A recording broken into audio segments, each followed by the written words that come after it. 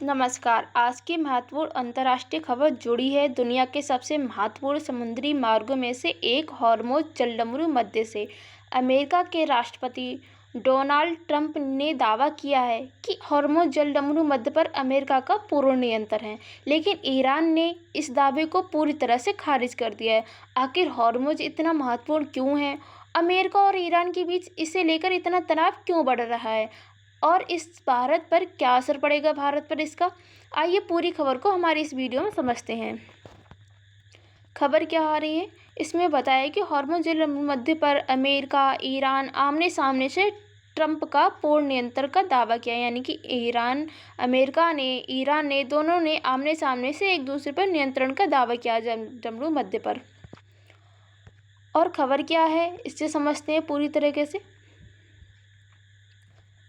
12 अगस्त को 2026 को अमेरिका राष्ट्रपति डोनाल्ड ट्रंप ने कहा कि अमेरिका का हॉर्मुज़ जलसंधि मध्य पर पूर्ण नियंत्रण, यानी कि 12 अगस्त को अमेरिकी राष्ट्रपति डोनाल्ड ट्रंप का बयान आया। उन्होंने बोला कि जो हॉर्मुज़ जलसंधि मध्य है उस पर उनका पूरा नियंत्रण है, और उन्होंने अमेरिका की नौसैनिक की नाकाबंदी को जारी करने की बात भी रखी है, यानी कि उन्होंने जलसंधि मध्य पर अपनी नौसेना की नाकाबंदी करने का आदेश भी दे दिया है और बात कही है कि आगे वो नाकाबंदी रख सकते हैं। इसके बाद जवाब में ईरान ने कहा कि हॉर्मुज़ अभी भी ईरान के नियंत्रण में, यानी कि ईरान बोल रहा है कि हॉर्मुज़ जलसंधि मध्य अभी भी ईरान के अंदर में, लेकिन अमेरिका ने दावा किया है वो उनके अंडर में और इसके बाद प्रबंधन में है। और अमेरिका का दावा गलत है, यानी कि ईरान ने बोला है कि अमेरिका का दावा गलत है, वो अभी भी ईरान के नियंत्रण में है। यानी इस समय मुख्य मुद्दा सिर्फ समुद्री रास्ता नहीं है, बल्कि अमेरिका और ईरान के बीच सैन्य, आर्थिक और भू राजनीतिक शक्ति का भी संघर्ष है। यानी कि यह एक जलडमरू मध्य से होने वाला एक विवाद नहीं है, एक उनके बीच जो सैन्य, आर्थिक और भू राजनीतिक शक्ति का संघर्ष है, यानी कि वो आपस में एक राजनीतिक संघर्ष है। ये कोई आर्थिक चीज़ से, यानी जलडमरू मध्य से जुड़ी हुई कोई घटना नहीं है इसमें। और जो बात करें हॉर्मुज़ जलसंधि मध्य ये कहाँ है, इसकी बात करें जैसे हॉर्मुज़ जलसंधि मध्य ईरान और ओमान के बीच स्थित है और एक सकरा समुद्री रास्ता है। यह फारस की खाड़ी को ओमान की खाड़ी और आगे अरब सागर से जोड़ता है। ये हम बात कर सकते हैं, यह है हॉर्मुज़ जलसंधि मध्य, ये है भारत, तो ये ओमान की खाड़ी, फारस की खाड़ी को अरब सागर से ये जोड़ता है। तो यही कारण है कि दुनिया के सबसे महत्वपूर्ण समुद्री चेक पॉइंट में इसे गिना जाता है। यानी कि चेक पॉइंट की बात करें, चेक पॉइंट क्या होता है, तो ऐसा सकरा रास्ता होता है जिसमें बहुत बड़ी मात्रा में व्यापार गुजरता हो और इसके बंद होने पर पूरी दुनिया की सप्लाई प्रभावित हो सकती है, यानी कि हो जाए। ऐसा समुद्री रास्ता या सकरा रास्ता जिसमें बड़ी मात्रा में व्यापार गुजरता हो, फिर इसका अगर अचानक से वो बंद हो जाए तो दुनिया की सप्लाई है वो प्रभावित हो सकती है, यानी कि वहाँ की जो महंगाई बढ़ सकती है इससे, तो ये काफ़ी आर्थिक स्थिति उससे उत्पन्न हो सकती है। तो ये चेक पॉइंट हम उसे बोलते हैं। और हॉर्मुज़ इतना महत्वपूर्ण है, इसके बारे में जाने हॉर्मुज़ इतना महत्वपूर्ण क्यों है। 2025 की पहली छमाही में हॉर्मुज़ से औसतन लगभग 20.9 मिलियन बैरल प्रतिदिन तेल गुजरने और वैश्विक पेट्रोलियम में लिक्विड खपत होने का लगभग 20% हिस्सा था। यानी कि पहले 2025 में पहली छमाही में हॉर्मुज़ जलसंधि मध्य से 20.9 मिलियन का बैरल तेल गुजरा था, जो वैश्विक पेट्रोलियम के लगभग खपत के 20% था। और इसी रास्ते में 2024 में भी 20% वैश्विक LNG व्यापार भी गुजरा था। और इसकी बात करें हॉर्मुज़ की, हॉर्मुज़ से जाने वाले कच्चे तेल और कंडक्टर का लगभग 89 एशियाई बाज़ारों की ओर जाता है और इसके बाद भारत, चीन, जापान और दक्षिण कोरिया इसके प्रमुख गंतव्य हैं। यानी कि जो हॉर्मुज़ जलसंधि मध्य से जो कच्चे तेल या गैस की सप्लाई होती है, जाती है, तो सबसे बड़े आयातक इसके भारत भी है, दक्षिण बाज़ारों में भी जाता है, एशियाई बाज़ारों में भी इसे लेके जाते हैं। भारत भी इसका आयातक है, चीन, जापान, दक्षिण कोरिया ये सब इसके एक प्रमुख आयातक हैं। इसलिए हॉर्मुज़ में तनाव का होना ये मतलब है कि तेल की कीमतों में दबाव होना, परिवहन महंगे होने, महंगाई का खतरा बढ़ना, ऊर्जा सुरक्षा की चिंता, ये सारे ये हो सकते हैं। अगर हॉर्मुज़ जलसंधि मध्य अगर बंद हो जाए, इसमें तनाव आ जाए, तो ये सारी चीज़ें प्रभावित होती हैं। अमेरिका और ईरान के बीच विवाद क्यों बढ़ा है, इसके बारे में जानते हैं। अमेरिका और ईरान का संघर्ष की बात करें से 2026 में अमेरिका और ईरान के बीच संघर्ष बढ़ा और हॉर्मोज की आवाजाही गंभीर रूप से प्रभावित हुई थी। यानी कि अभी 2026 में आपको पता है कि ईरान और इजराइल बीच जब युद्ध हो रहा था तो हॉर्मोज जलमरू मध्य को बंद कर दिया गया था, जिससे काफ़ी विश्व में काफ़ी प्रभाव, आर्थिक प्रभाव आए थे। इसमें गैस की खपत हुई थी, तो ये सारी चीज़ें इससे उत्पन्न हुई थी, ये सारी हानियाँ उत्पन्न हुई थी। तो हम इससे बात करें, ये संघर्ष बढ़ता है तो जो हॉर्मोज जलमरू माध्य से गंभीर रूप से यही प्रभावित होता है। और ईरान की स्थिति से अमेरिका है वो इजराइल का साथ देता है कि बीच में जब दो देशों में युद्ध हो तो अमेरिका तो हमेशा ही एक से पक्ष में रहता है। तो अमेरिका अभी ईरान और अमेरिका के बीच दोनों के बीच विवाद चढ़ा हुआ है।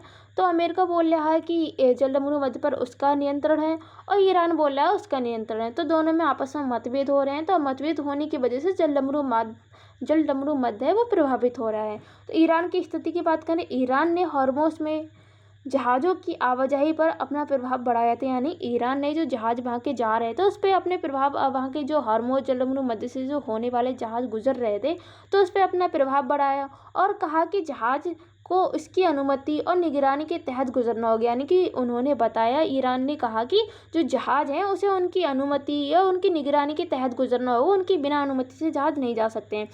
कि फिर उन्होंने कहा कि जलमरू मध्य है उसके प्रबंधन और नियंत्रण में है। यानी कि ईरान ने कहना है उसका कि जो जलमरू मध्य है उसके प्रबंधन में, उसके नियंत्रण में, लेकिन अमेरिका बोल रहा है कि उसके नियंत्रण में। तो इस बीच इन दोनों के बीच विवाद छिड़ा हुआ है, अमेरिका और ईरान के बीच।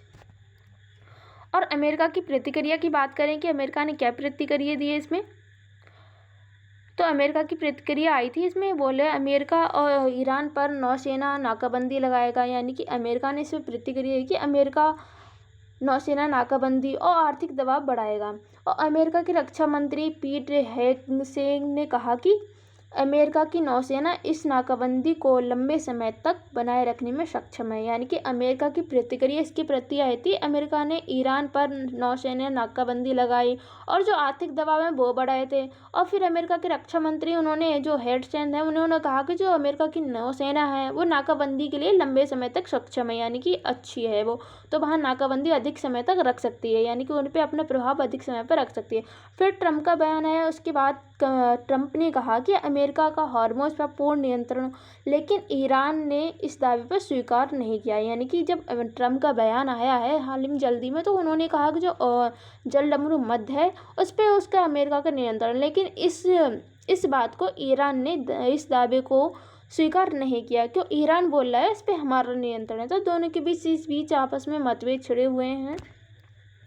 और अभी ज़मीन पर वास्तविक स्थिति क्या है इसकी बात करें, क्या स्थिति है।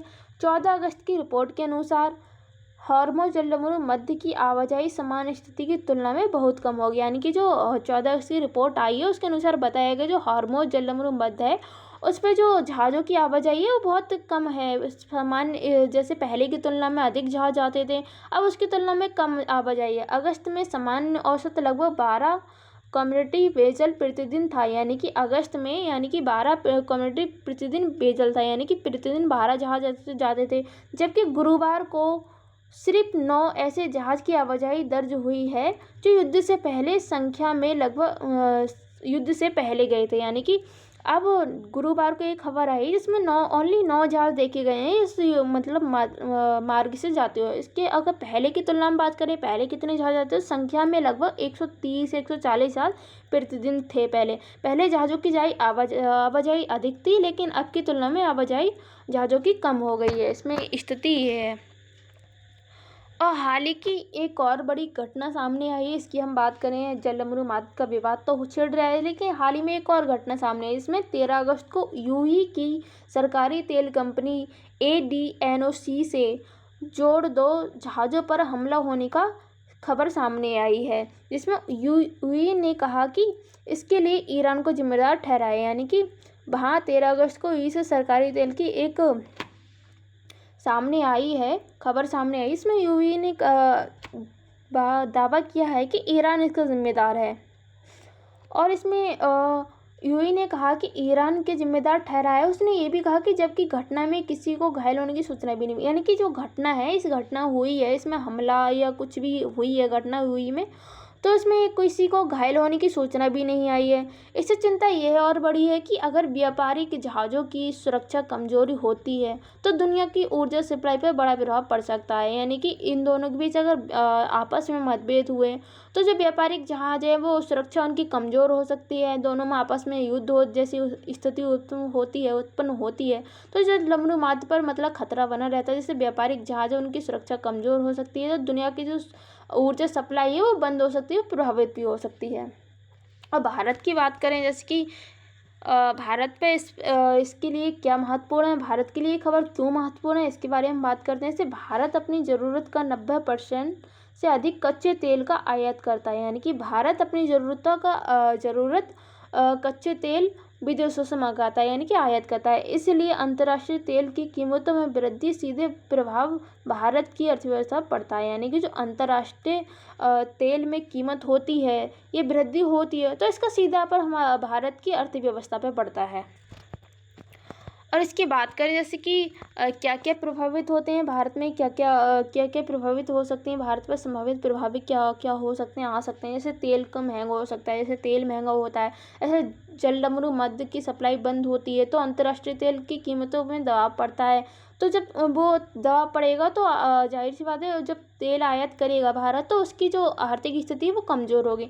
अब महंगाई भी इससे बढ़ती है, महंगाई में से कच्चा तेल, महंगा परिवहन हो जाते हैं, जिससे उत्पादन में लागत बढ़ सकती है और महंगाई बढ़ने को इससे खतरा बना रहता है। रुपए की बात करें, जैसे कि तेल आयात का बिल बढ़ने से डॉलर की मांग बढ़ सकती है और रुपए में दबाव आ सकता है।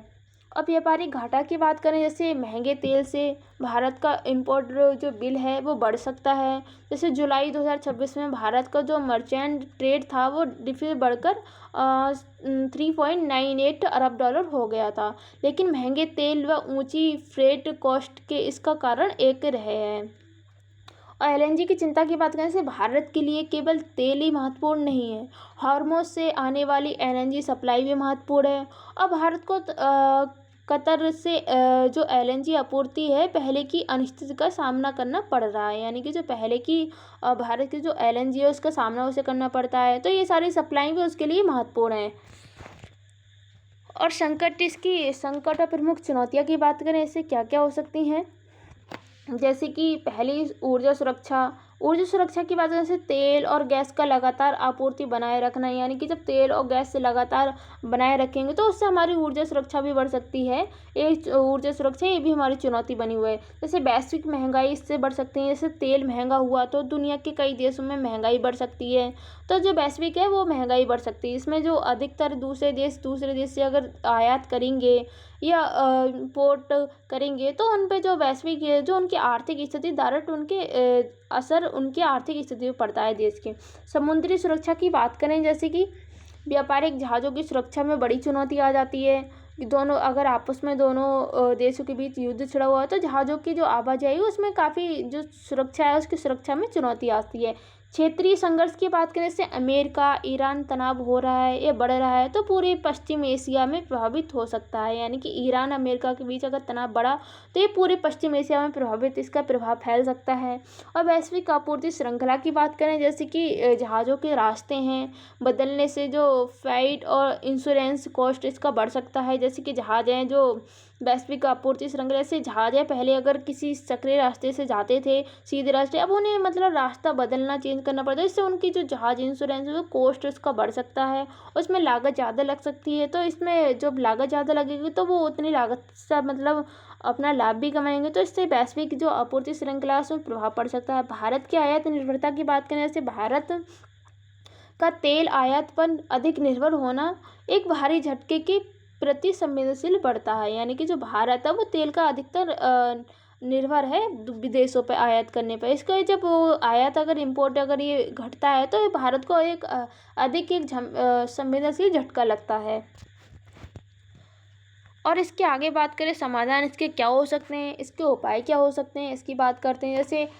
जैसे आयात स्रोतों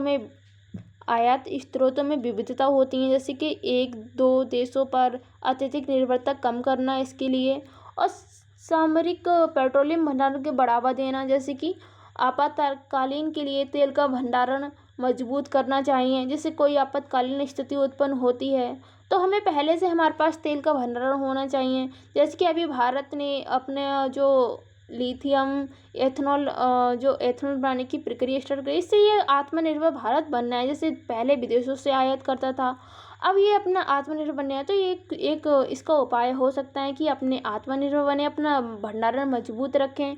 और नवीकरणीय ऊर्जा को बढ़ावा देना, जैसे कि नवीकरणीय ऊर्जा को बढ़ावा देना, जैसे सौर, पवन और अन्य स्वच्छ ऊर्जा स्रोतों को बढ़ावा देना, जिससे हम बिजली उत्पन्न कर सकते हैं। जैसे बिजली उत्पन्न कर से गैस उत्पन्न कर सकें, ये सारी ऊर्जा जो बढ़ावा है इसको बढ़ावा देना चाहिए।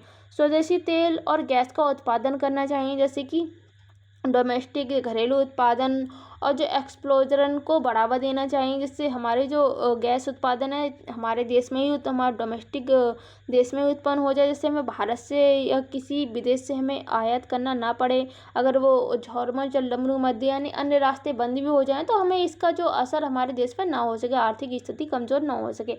LNG का स्रोत में विविधता जैसे कि बात करें, जैसे कि डाइवर्सिटी की बात करें, कतर के अलावा अमेरिका, ऑस्ट्रेलिया, अफ्रीका और अन्य स्रोतों से आपूर्ति बढ़ाना, जैसे कि केवल हॉर्मुज़ लमरू मध्य से ही नहीं बल्कि अमेरिका, ऑस्ट्रेलिया, अफ्रीका अन्य स्रोतों से आपूर्ति अपने बढ़ावा लेना। कूटनीतिक संतुलन की बात करने से भारत, अमेरिका, ईरान और जो खड़े देशों हैं उनके अन्य प्रमुख शक्तियों के साथ अपने संबंध संतुलित रखने का एक अच्छा समाधान हो सकता है। जैसे कि भारत अमेरिका के साथ अच्छा संबंध रखे, ईरान के साथ रखे और जो खाड़ी देश हैं उनके साथ रखे, तो आयात इंपोर्ट करने में सफलता हमें मिल सकती है। यानी कि जब दो देशों में बीच युद्ध हो रहा है तो हम दूसरे देश से मंगा सकते हैं, आयात कर सकते हैं, जब हमारे रिश्ते अच्छे होंगे, रिलेशन। यूपीएससी के पॉइंट ऑफ व्यू से जैसे प्रीलिम्स के लिए स्टेट ऑफ हॉर्मोज क्या है, इसके लिए हम जैसे जैसे पर्शियन गल्फ में है, गल्फ ऑफ ओमान में अरबियन सी क्या है, ईरान ओमान जियोग्राफी क्या है, इसकी जियोग्राफी बताएं, मैरिटाइम चेक पॉइंट क्या होता है इसको बताएं। और जी मेंस के जीएस पेपर 2 के लिए जैसे भारत अमेरिका संबंध के बारे में आ सकता है, भारत ईरान के संबंध के बारे में आ सकता है, पश्चिमी एशिया की राजनीतिक और स्टैटिक ऑटोनोमी, इसके बारे में हम यूपीएससी के लिए हम करेक्ट कर सकते हैं। इसका कंक्लूजन यानी कि निष्कर्ष हम पूरा निकालें तो निष्कर्ष के रूप में समझने के लिए हॉर्मुज़ लमरू मध्य सिर्फ ईरान और अमेरिका के बीच विवाद का विषय नहीं है। यानी कि हम बात करें तो ये एक विषय नहीं, ये पूरी दुनिया की ऊर्जा सुरक्षा और वैश्विक व्यापार से जुड़ा हुआ है। यानी कि भारत जैसे तेल आयात पर निर्भर देश के लिए एक संकट, एक बड़ी चुनौती के साथ साथ सीख भी है।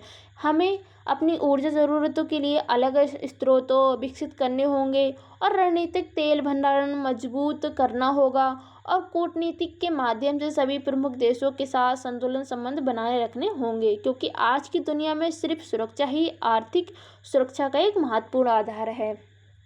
इसलिए ये समस्या हमें, ये हॉर्मोज की समस्या में हमें बताती है कि आधुनिक विश्व में समुद्री मार्गों की सुरक्षा सीधे ऊर्जा सुरक्षा और आर्थिक स्थिरता और राष्ट्रीय हित से जुड़ी हुई है। इसलिए हमें अपने ये सुरक्षा आत्मनिर्भर बनना जरूरी है। तो आज के लिए इतना ही। Thank you so much.